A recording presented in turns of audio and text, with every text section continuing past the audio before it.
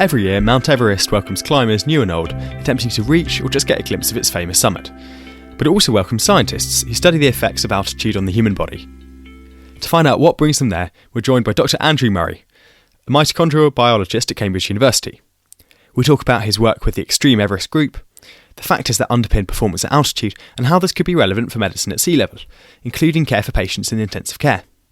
We also explore the adaptations of native highlanders to altitude and delve into the potential for ketone and nitrate supplementation at altitude, in intensive care and beyond. Professor Murray, welcome. Thanks for joining me today. No, yeah, you're welcome.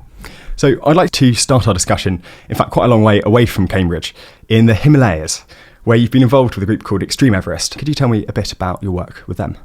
So Xtreme Everest was started many years ago. I joined in 2005 and the group was already quite established at that point. And the aim of the group was to understand the integrated response of humans ascending to high altitude. And so the plan was to look at a group of experienced climbers, all of whom were medical doctors who were attempting to summit Everest, but then a much larger group of lowlanders, everyday members of the public trekking up to Everest Base Camp, which is not as high as the summit of Everest, but is still what we would count as extreme altitude. And the idea was to understand various aspects of their physiological response. And the reason we were taking large numbers is we were interested in something a bit different to previous expeditions, which are trying to find out what all these people who summit Everest have in common. What we wanted to find out was, by taking large numbers, who did well, who did rather less well, what it meant to do well or less well, and if there were genetic signals associated with that. And this is quite a hard thing to do, not up the side of a mountain. You can't just put people in, for example, a hyperbaric chamber to simulate it. Right. So, there aren't very many chambers that are big enough to carry out a study of this scale. In fact, I'd say, there are none. Certainly to put through hundreds of subjects in the way that we were planning to do that. Now, there are chambers out there, and we do chamber work. I mean, it's very useful from a mechanistic point of view. If you're doing work at altitude, it's very difficult to control certain factors. So it's not just about low oxygen. It's maybe the temperature's a little bit colder by night, maybe more UV radiation during the day when you're high up, and people can also, for example, get stomach upsets. They're in a different part of the world, eating a slightly different diet. So it's difficult to control some of these studies at altitude, and you can do that in a chamber. But the problem is, even the biggest chambers available, you can only put a handful of subjects through at a time. To put them through for a kind of 3-week period, a bit like an Everest expedition, or trek to Everest Base Camp over 3 weeks, it turns into a bit of a psychological study as well as a physiological study. So it is hard to do this. Plus, you need to compensate those subjects for their time. Whereas if you run an expedition to Everest, then people sign up and volunteer and come along. It's got a real draw to it, an Everest expedition. So there's practical reasons why it's good to do it on the mountain as well.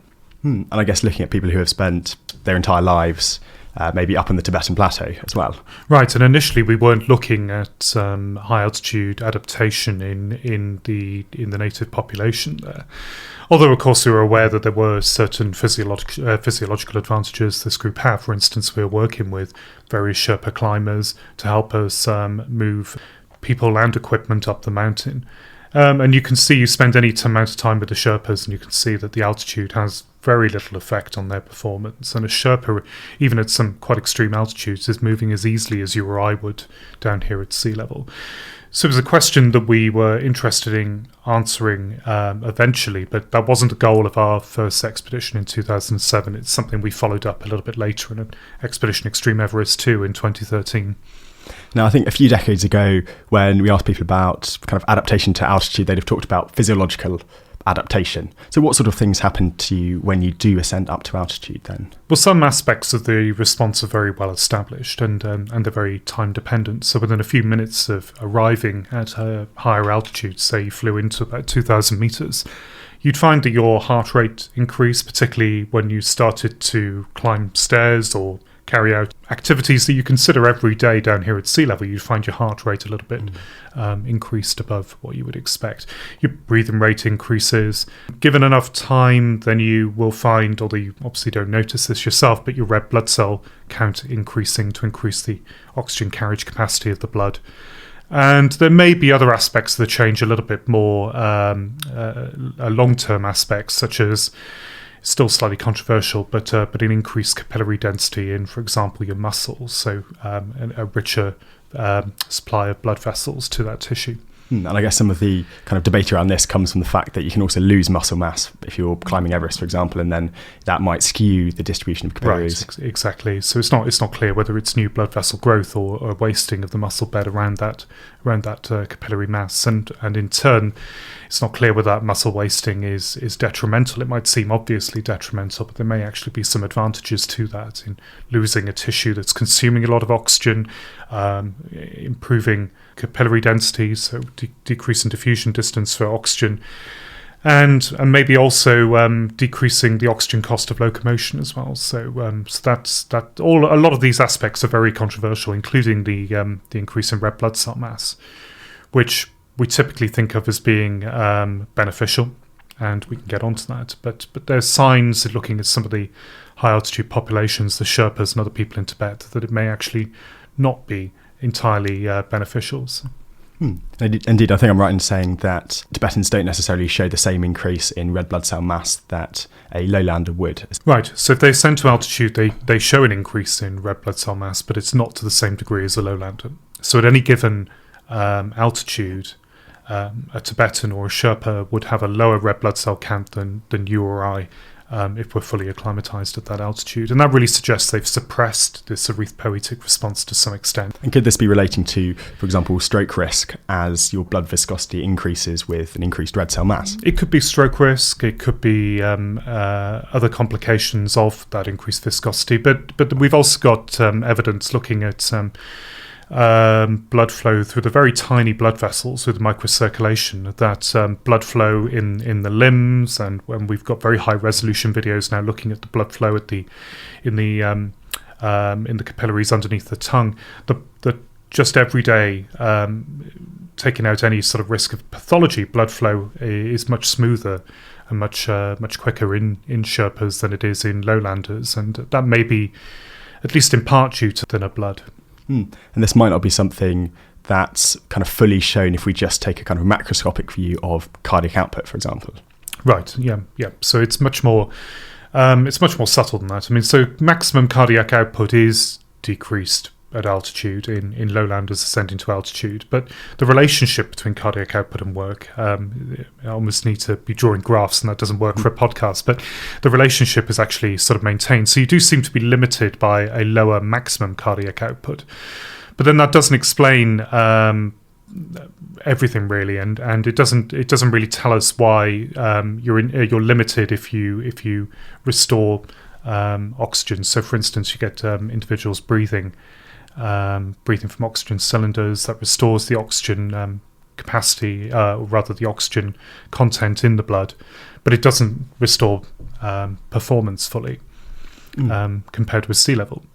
And so the traditional stories about that acclimatizing to altitude is all about trying to restore either oxygen pressure, which isn't restored, or oxygen content, so the oxygen concentration, which is actually maintained pretty well, even up to about 7,000 meters. These don't really fully explain, first of all, why we're limited, and secondly, why some individuals appear to perform much better than others. So what other explanations might there be for these variations between individuals at altitude? Well, two ideas we've explored. One is that we've already touched on, is the microcirculation, that in some individuals the blood just flows a little more easily than others. And there's clear evidence in highlanders that this blood flow through the microcirculation is better. But the other somewhat unexplored area, at least when I got involved in this area, was what is happening at the tissue level. So is it just about oxygen delivery, or is there something going on with oxygen utilization? In other words, metabolism in the muscle. Does this come back to oxygen efficiency rather than necessarily oxygen delivery? Because we see a fall as people ascend to altitude in their maximum kind of oxygen usage rate, their VO2 max. Mm-hmm.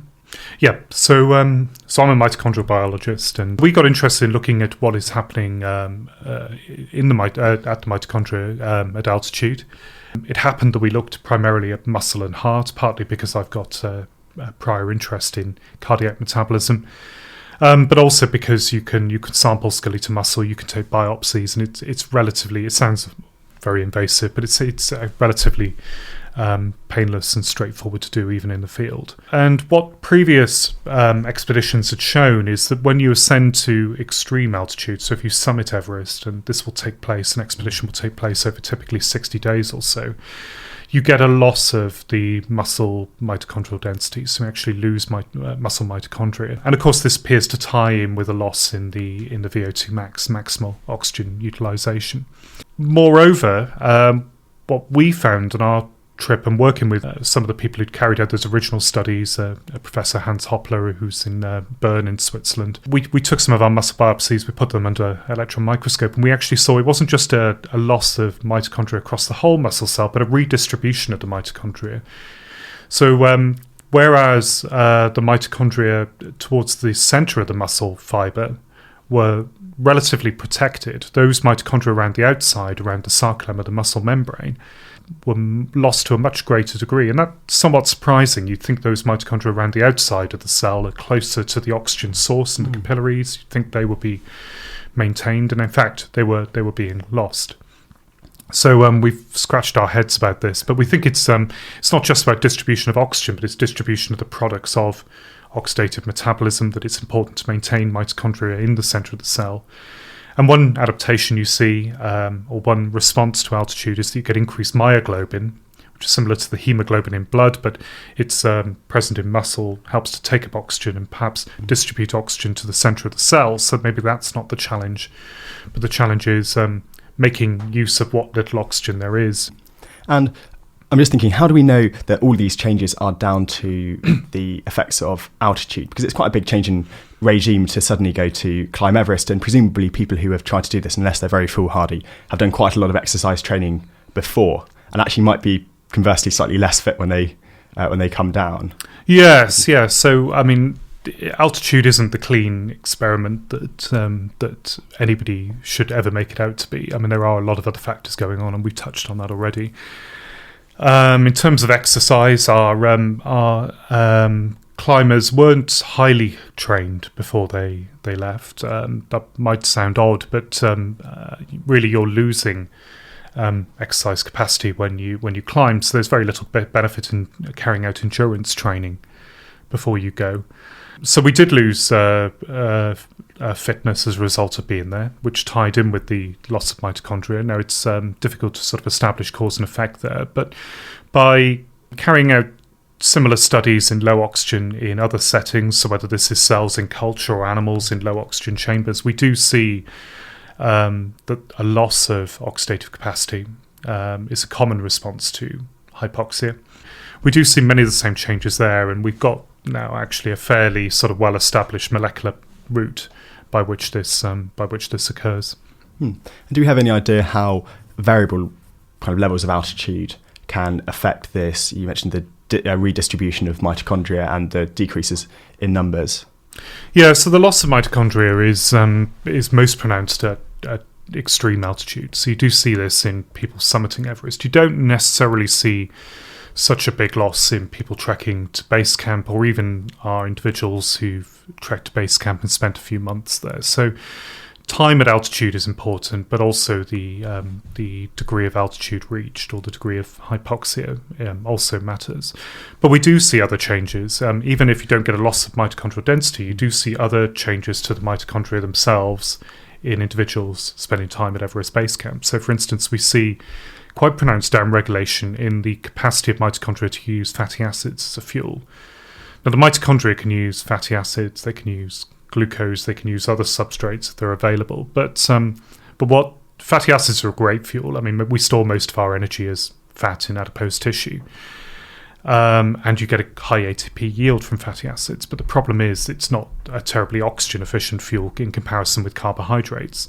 So this downregulation of fat oxidation in favour of carbohydrate metabolism does seem to be beneficial in making better use of the oxygen available. And we saw more evidence of this in the Sherpas, in the way they've adapted metabolically to altitude.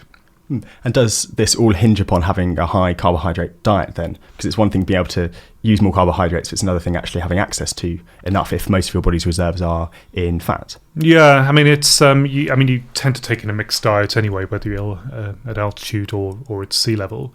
And what your muscles are using will depend on which substrate is available, but it's unlikely that that the carbohydrate is going to become limiting in that context. So, and from this, have there been any genetic studies then on perhaps who shows different responses at altitude?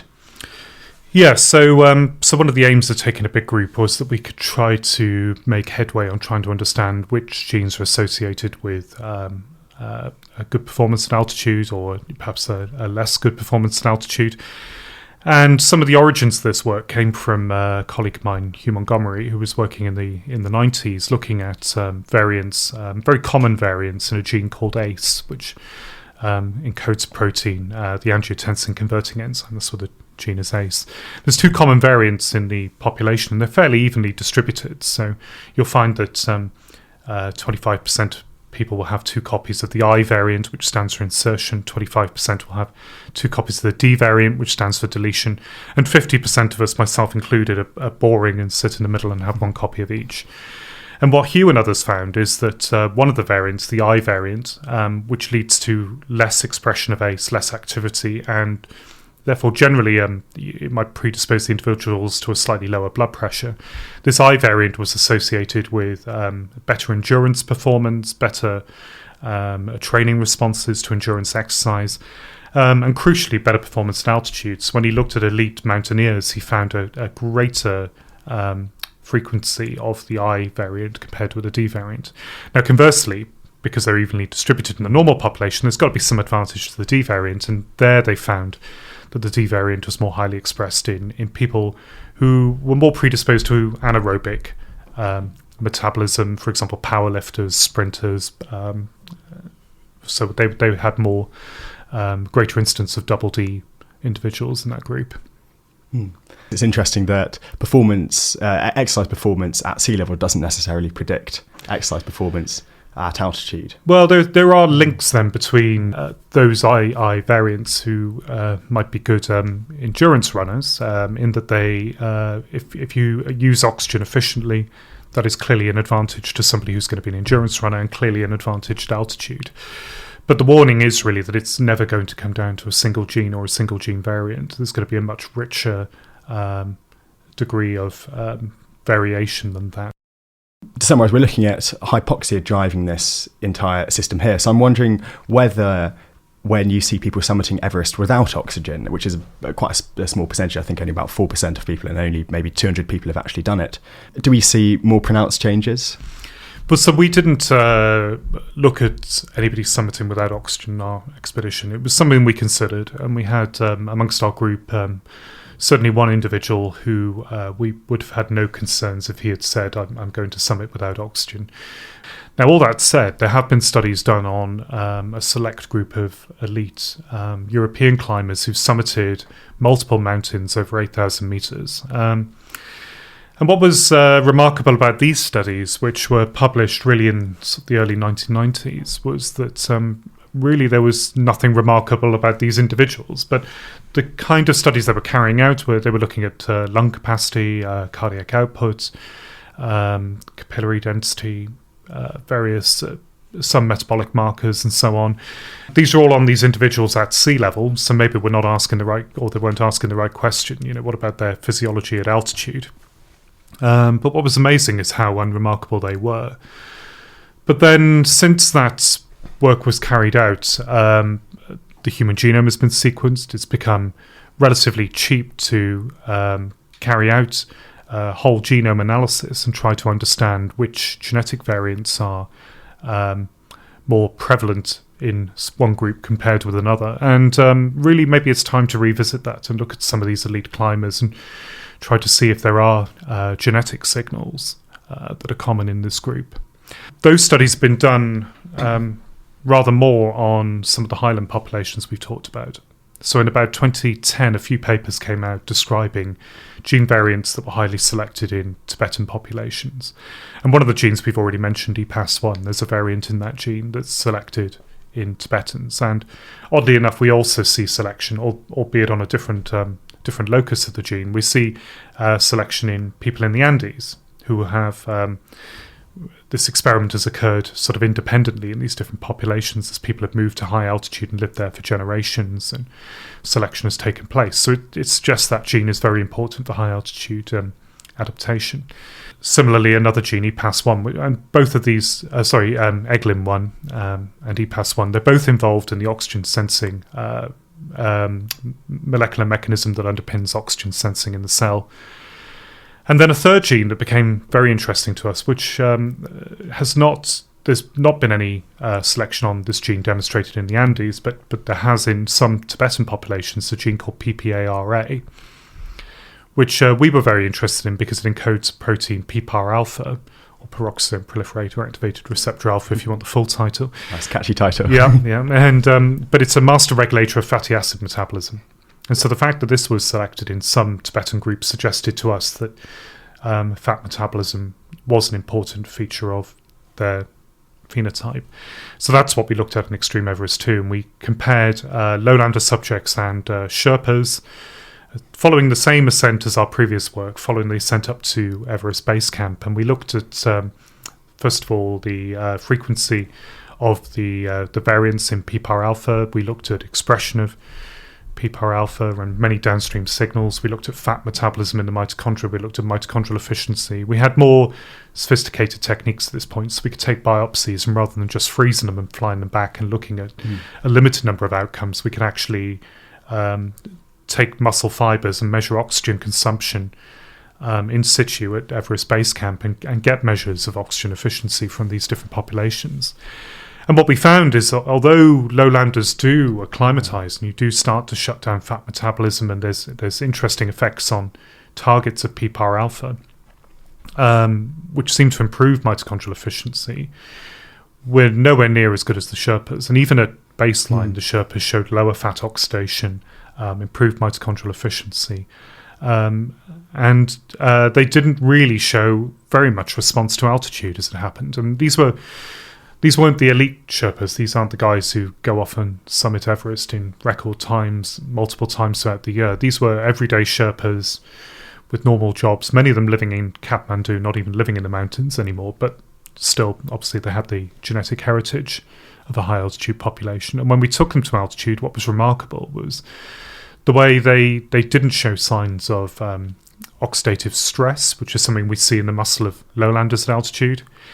And they actually defended energy levels in their muscle relatively well. So things like ATP and phosphocreatine in the energy reserve were defended or perhaps even increased when they went to altitude. So it really suggests their metabolism is hardwired for that low oxygen environment, unlike ours. Yeah, so I guess we've got these kind of two different models of selection. We've got a native population living up at high altitude where these genes have been selected over generations and generations.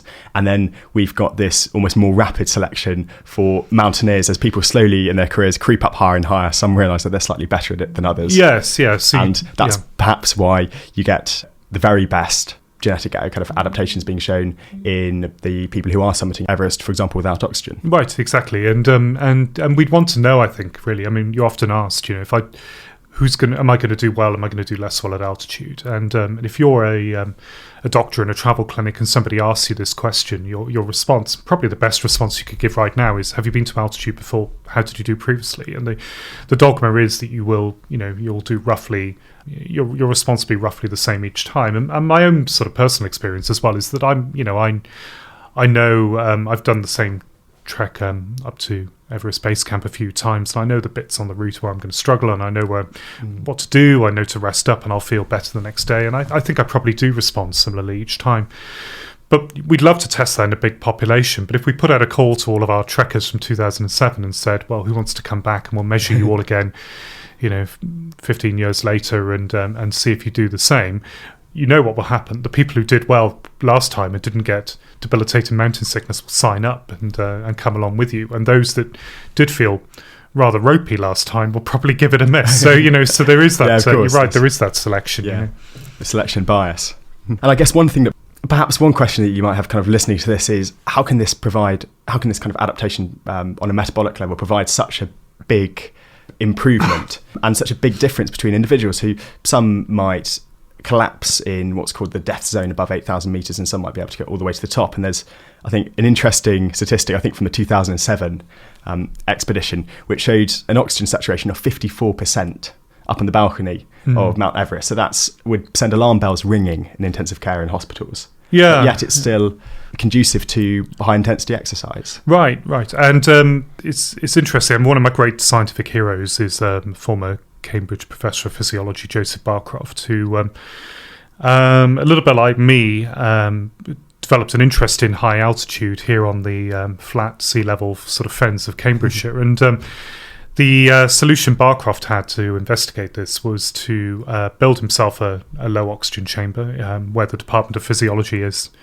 these days, and also carry out expeditions to altitude.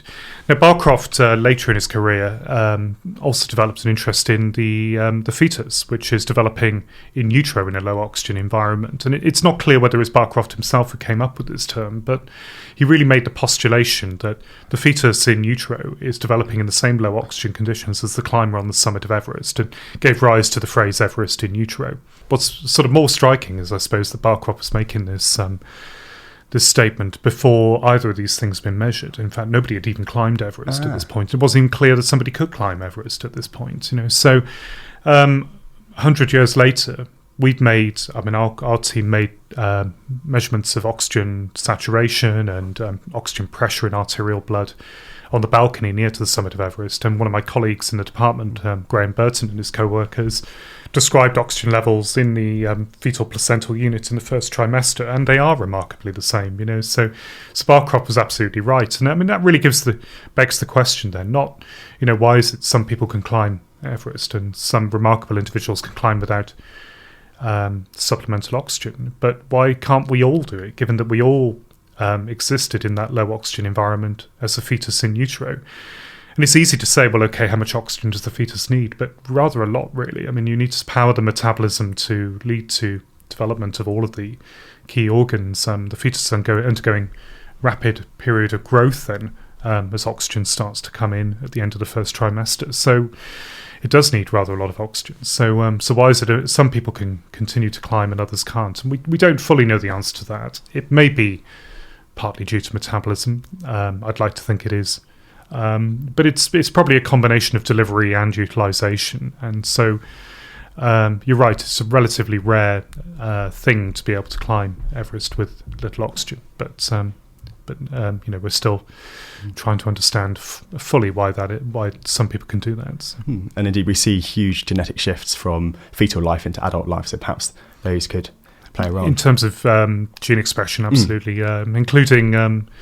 for example, the proteins that make up the muscle architecture, the parts of the sort of myosin that make up some of the muscle filaments, but also a lot of metabolic genes. So we see the fetus, for example, in the fetal heart or fetal muscle, high use of carbohydrate as fuel, which shifts over towards fatty acids in adult life, or in the neonate, that is, when oxygen is more abundant.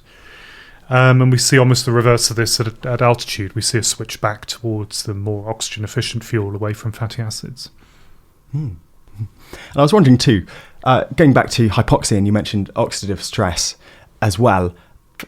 Low oxygen and hypoxia, they're traditionally seen as quite bad things, certainly in a hospital setting. Is it detrimental for people in the long term? We know in the short term you can get things like high-altitude cerebral and pulmonary edema, but is it detrimental in the long term to have these constant kind of hypoxic threats? There's no evidence that ascent to altitude has any long-term sort of ramifications on your health. If you have severe high-altitude cerebral edema or pulmonary edema, the solution is to get off the mountain as quickly as you can. These things can kill you at altitude, but if you descend rapidly, or there might be emergency measures in the field. You can use sort of Gamoff bags to repressurize somebody. So essentially, you put them in a bag and use a foot pump to increase the pressure inside the bag. individuals will pull through and survive, but the trick is to get off the mountain as quickly as possible. So, yeah, I mean, these are not ideal, and they are big killers on the mountain. But there's no evidence that a healthy ascent to altitude is associated with any negative consequences later. I think this leads us nicely onto the question of, okay, we talked about mountaineers ascending up Everest, and now we're wondering, what relevance could this have for people at sea level then? Because the whole premise of the Xtreme Everest expedition wasn't necessarily to gain data for climbers to ascend Everest more easily or to predict necessarily who responds well at altitude, but it was for patients in intensive care. So how could this, what parallels can we see here then? So a lot of my colleagues with the group, and I'm not a medical doctor myself, but a lot of my colleagues are intensivists or anaesthetists, and they're interested in what is happening in the very sick patients they see every day. And the dogma really is that these patients might be there for a number of different reasons. So the most severe forms of many pathologies will result in somebody being admitted to intensive care. And these patients got a very poor survival rate compared with other patients in the hospital, which is somewhat surprising maybe, given that this is perhaps the most sophisticated area of hospital medicine. I think one value I saw was maybe 20% of patients who go into intensive care will die. Yeah, it depends on the cohort you look at. Yeah, it could be sort of 25%, but then another 50% will have morbidities resulting from that time in intensive care, which will impact on quality of life for the rest of their life. We've done some studies with groups, and in one particular study we were looking at, the mortality was as high as 50%. So you really are dealing with people on the knife edge of life and death here, and trying to predict who is going to pull through and survive and who is going to succumb to the illness is extremely difficult. Now, the one thing that's often said to unify all these patients is that they have low blood oxygen levels. And you can see this with looking at their hemoglobin oxygen saturations. And the classic response to this is to ventilate them, to try and increase their oxygen sats and restore them to normoxia. Now, what's interesting is that there's increasing evidence that this doesn't improve matters. And in fact, there is some evidence that it does harm to the patients to try and restore them to normoxia. So some of my clinician colleagues talk now about permissive hypoxemia, in other words, allowing blood oxygen levels to fall to a certain degree, in that this may actually be protective to these patients until the time is right for them to sort of recover and pull through. It's not to say let it drop completely, but maybe not. Try to maintain everything at 100%. And you could say the same thing about calorie intake as well, in that these patients might appear to be wasting away, and there could be low sort of calorie intake there. But what is the evidence that trying to restore calorie intake actually improves outcome? And there's not a great deal. Yeah, I guess this ties in with if actually this the oxygen delivery in lots of cases, for example, with lung disease, is a limiting factor, then actually giving increased substrates to burn with oxygen might not necessarily be advantageous. Yeah. So what we might see is various a response to critical illness, actually the almost shutting down metabolism, almost the body sort of hibernating to fight the illness before it's time to recover. And we've got some early evidence in critical illness that some of the changes that we've seen in mitochondrial function at altitude are recapitulated in very sick individuals. And those individuals who perhaps more flexible in response to the disease, who shut things down more rapidly, have a better outcome in the medium term than those individuals whose response is less rapid. I guess this speaks to perhaps some evidence that early on, certainly in critical illness, there is better evidence that increasing oxygen saturation is beneficial than as you get later on, perhaps when these adaptations have occurred metabolically. Do you have any idea of on what time frame these mitochondrial adaptations can occur? I mean, I think everybody's different, but what we see is the response to critical illness is very rapid. So we see changes within about the first few days. I mean, these studies are extremely difficult to do, and obviously you need to get consent. Often the patient is not able to consent themselves, so you need consent from their nearest and dearest who've got other things on their mind at that period in time. So we been lucky to be able to study a good number of patients now, but the earliest we've really been able to look is after about 2 days in intensive care, but already we start to see changes there. And other colleagues of mine have shown that muscle wasting begins very early on, much earlier than you would expect, really. And I guess going back to the parallels between high altitude physiology and this physiology down at intensive care, to what extent can we compare typically kind of fit, mostly youngish, healthy climbers with people actually in very poor health conditions? Yeah, it's a really good question. I mean, there's a lot of other things going on too, and trying to understand what's going on in a critically ill patient is a hard thing, and you obviously want to look at a big group of them. But by its very nature, it's not a homogeneous condition. So you're going to find a lot of variation in the ICU. You find young people and old people with a range of pathologies and a whole range of different treatments as well. So it's not a clean system to look. We would never claim that altitude is a perfect model of that, because you've got other factors going on at altitude, and you might be looking at, you say, sort of typically young people. Not all of our, although our climbers were relatively young, not all of the trekkers that we studied were. I was hesitant to say unanimously young.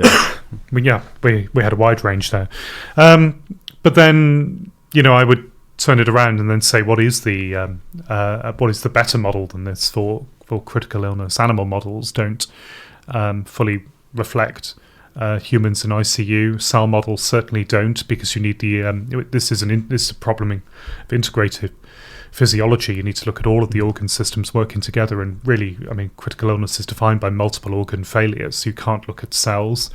So it's a model. It's not a perfect model, but it's as, I would say, as valuable as any other model out there. So I guess to flip it on its head, it could be very useful for studying the effects of hypoxia in isolation without these multiple comorbidities that you often see in people in intensive care. Yeah, perhaps. Although, as I've already said, you do find other factors going on at altitude as well. So, are there any insights that we can get from altitude that can inform treatment at sea level? Well, one idea we've been exploring is we've looked at various aspects of the Sherpa and Tibetan physiology, and we find high levels of circulating nitrogen oxide molecules. So these are metabolites that result from a higher bioavailability of nitric oxide, and nitric oxide is a very simple molecule. It's well known as a vasodilator, so it will open up blood vessels and improve blood flow.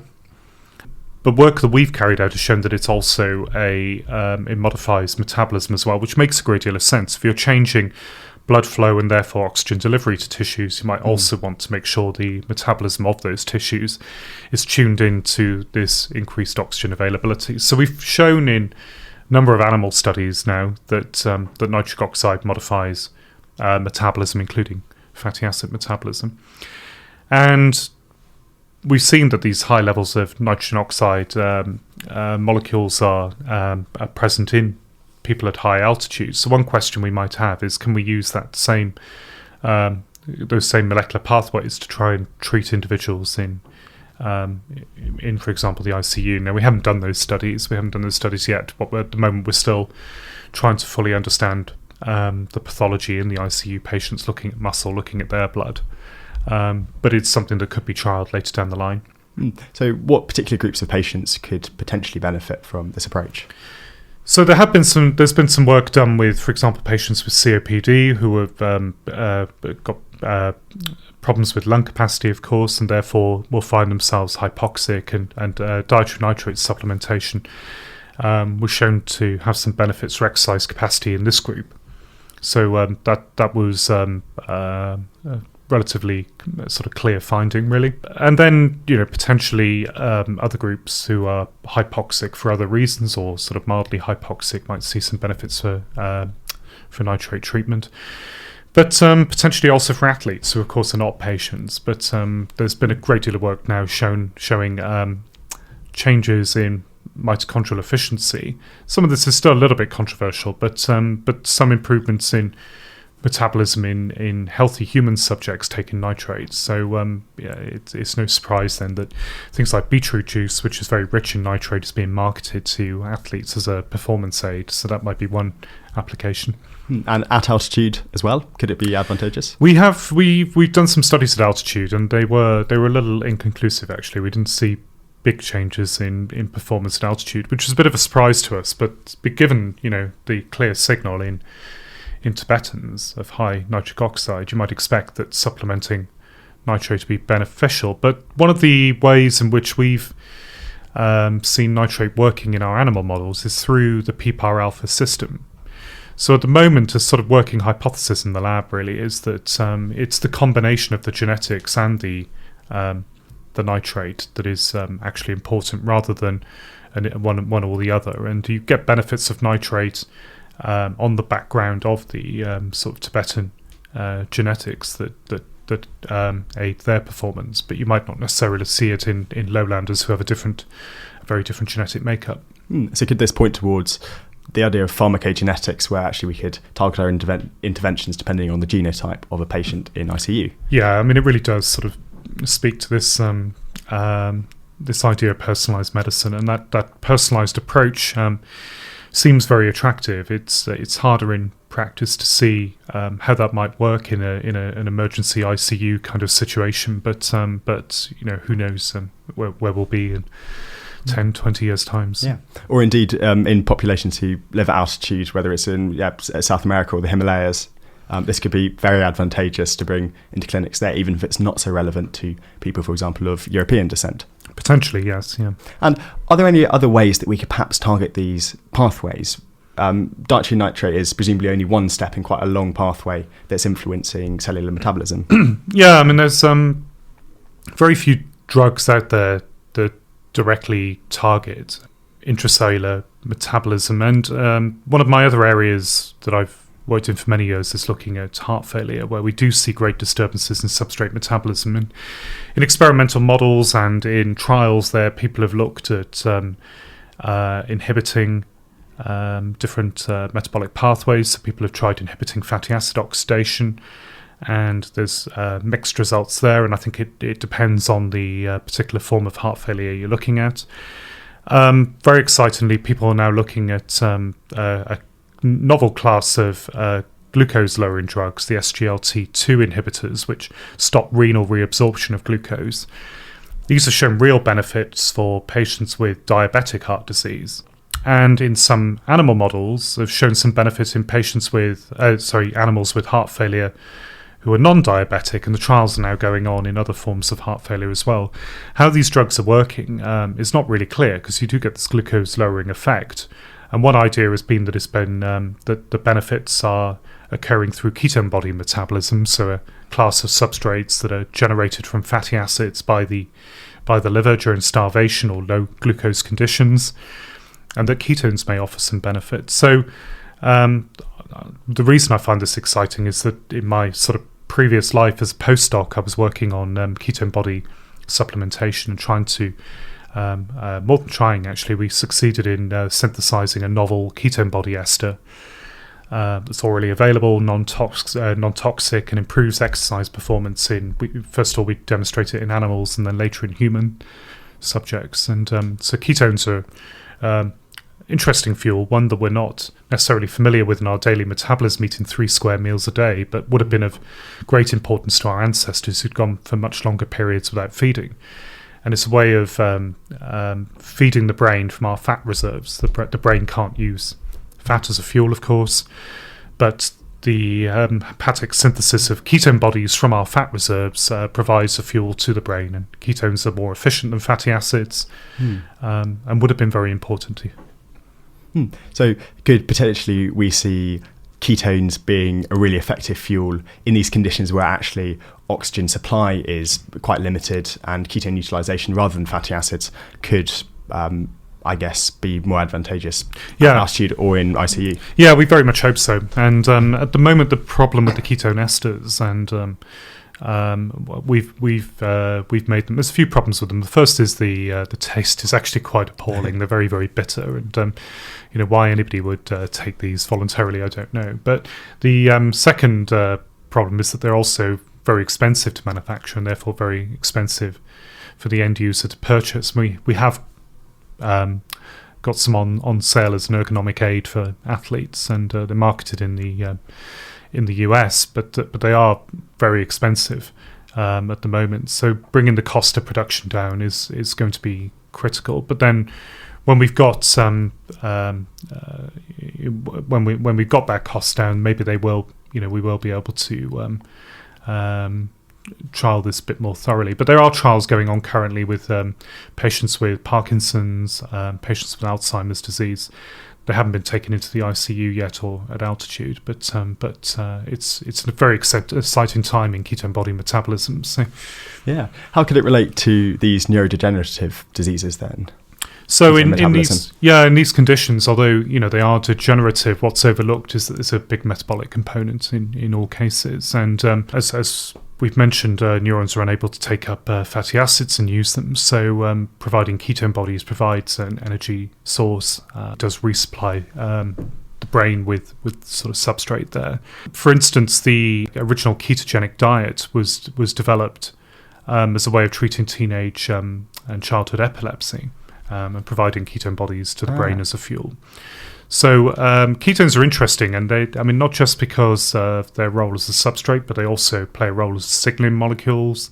They have been shown to prevent oxidative stress in tissues, whether they mediate pathways, and it's some downstream element of that pathway that's modifying that is unclear. Yes, we're really just in the early stages of a very exciting sort of renaissance in ketone metabolism, actually. And on the flip side, how do we marry this up with... We often hear ketoacidosis being banded around with diabetes as quite a bad thing. Yeah, and you're really dealing with very high levels of ketone bodies in diabetic ketoacidosis, and the concentrations we're dealing with, even with dietary-induced ketosis, are sort of tenfold lower than that. So you don't really have acidosis to the same degree, and certainly not a kind of health-threatening degree that you get in diabetic ketoacidosis. But you're quite right. That was one of the when the finding that ketone body levels were elevated with SGLT2 inhibition first came out, people were worried because diabetologists, as soon as they see ketone bodies, start to panic and think about diabetic ketoacidosis. But the reality is the levels are not anywhere near as high as that. As ever, it's quite a lot more nuanced than just these kind of headline figures. Yeah, absolutely. So a slightly broader question to finish off with, which is, what is there still to do? Why should we go back to Everest then? Okay, so one idea we've been exploring within the group at the moment is whether, and I've touched on this already, whether you do actually perform in the same way each time. And fitting in with that idea is there any sort of memory within our cells of exposure to hypoxia previously? What I'm hinting at, of course, is epigenetics, and some studies have been coming out from other groups recently suggesting that there is epigenetic modification in response to an ascent to altitude. So people are seeing increased methylation on a number of genes, including our old friend PPARA, suggesting this perhaps some regulation of fat metabolism through epigenetic means. So that's one very exciting area.